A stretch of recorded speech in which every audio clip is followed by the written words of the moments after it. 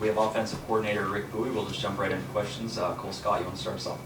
Yeah, Coach, obviously we talked to Coach Helton over the weekend about Lavelle Wright and his performance Saturday. Talk more to the player that you see out of Lavelle Wright. Yeah, Lavelle brings it every day. I think the ability to have that physicality in that room has been really helpful for us.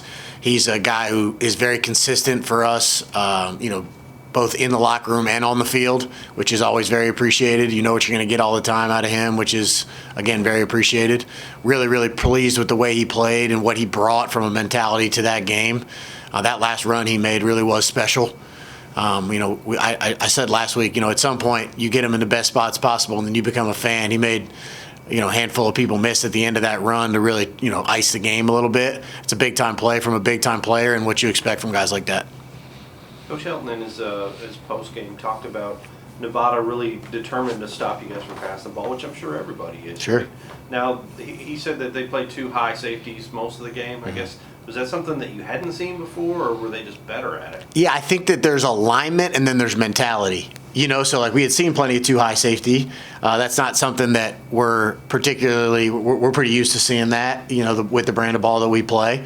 But then again, if you're determined to not let somebody over your head, then you can do that. We hope to be diverse enough in our offense that whatever you provide, we have the ability to give something else to counteract that. A lot of the questions last week were about the ability to run the football. And just kind of asking around, like statistically, what does that look like? And again, I'll say it again, the rallying cry Coach Helton's had since he's been here, you see it around the building, is whatever it takes.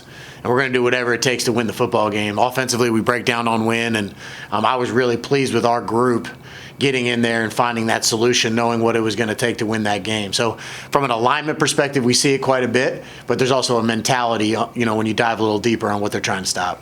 Not to tip your hand, what kind of approach have you seen so far from Missouri State? Yeah, I think it's again, and a lot of it is who have they, the mentality of the teams they've gone against. So we've had the ability to get some games where some of their previous opponents are a little bit similar in some areas to us and some that are a little bit different.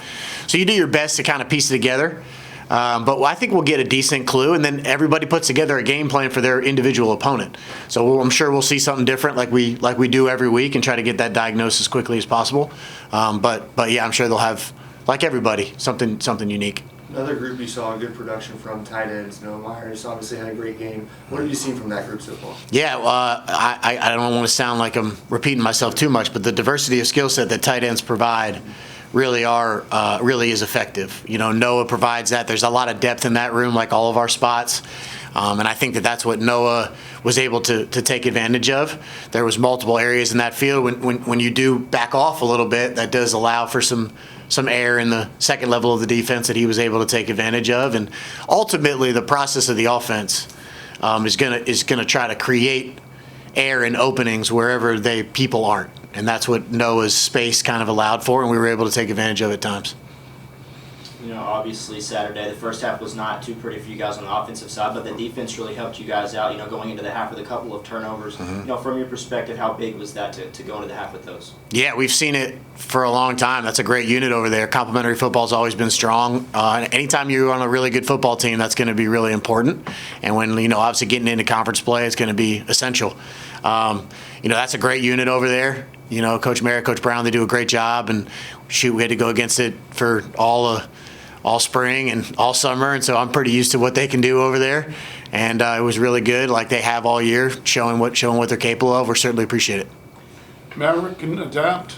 In your mind, you know him as well as anybody. When a game he hasn't, like he encountered Saturday night, it's all good when you come to the sideline, you work out what you're doing. Oh yeah, he's a flexible. Heck yeah. He tries to be a pro. And so that preparation, defenses, they're going to do what they want to do to try to take away certain things. We got to try to make them pay in certain areas. The quarterback will always be at the center of that. He has a lot on his plate, making us right in certain scenarios, and he did a good job of that. Ultimately, never going to apologize for doing what it takes to win the game. And so he is always going to be appreciative of that. And he's a competitor first. The only thing that matters is winning the game. What about your running backs when they see a team like Nevada that's so selling out on stopping the pass? Do they take offense at that, or are they excited about it? How do they react to that, knowing that they're kind of being slighted in a way. Yeah, I mean, I think you'd have to ask them. I don't know exactly what their feelings were in that moment, other than the fact that I'm sure they're pretty excited to get their name called. You know what I mean? They do such a good job for us in so many areas. They're so key in protection so frequently. It was good to see. And again, so many different backs have an impact in that game. George was really big for us, and Lavelle was really big for us, and then obviously what Parrish has been able to provide. So I think they were excited, would probably be what I felt on the sideline. And then again, I can't talk enough about what the bigs did up front. I think that they hear it too. There was a lot of questions last week about running the football, and those guys hear that. And I don't think that it was necessarily pointed at necessarily being inept in that area. It's just whatever the defense was giving us. So I think they were excited to try to show that they can do that. And hopefully this creates challenges moving forward. We want to be a team that when you turn the tape on and you try to prepare for us, we show a diversity of skill set that's hard to defend. If you want to do one thing, we hope we can do the other. Correct me if I'm wrong too. Lavelle, he didn't have any carries in the first half. I think he got all his work in the second half. I'd have to go look directly at that. Right. So I think all of it, again, is going to depend on making sure we got the best guys in the game for what's needed. And so we have a multitude of skill sets at multitude of spots and multitude of position groupings. And then even underneath that, I've said it even back into August, just because you have a certain amount of receivers, not all receivers are the same, not all backs are the same, and so not all tight ends are the same, not all bigs are the same. And so you try to piece together what you need to do to attack a defense from a personnel and a scheme perspective. Coach, you talk about that whatever it takes mentality. It feels like this season, second quarter, second half has really been where this Hilltopper team has shined, especially on offense. Would you like to see maybe your offense take a little bit more advantage earlier in the game, earlier in that first quarter? Yeah, certainly. I mean, you always want to start fast. I think we were able to move the ball a little bit early, but you just, none of that matters if you're not putting the ball in the end zone. So certainly a point of emphasis. We'd like to continue to start fast. I do think it's a testament to the players that they can continuously stay focused and just keep playing. We say there's a competitive focus to a game of football. It's pretty long. I mean, we're out there for 3+ hours, and so you need to stay focused and not really ride the roller coasters of the game too much, and there will be. Obviously we're getting into conference play, which is an exciting thing for our goals, and with that, everybody's good. You know what I mean? It's Conference USA football, so people are going to make plays. They're going to take things away, and when they do, just keep playing. Certainly like to start faster, but it's a testament to the guys that they can keep playing. Well, speaking of making plays, too, quiet night for Matthew Henry until the end there. Managed to get in the end zone on a special teams play. That's 4 touchdowns, 4 games.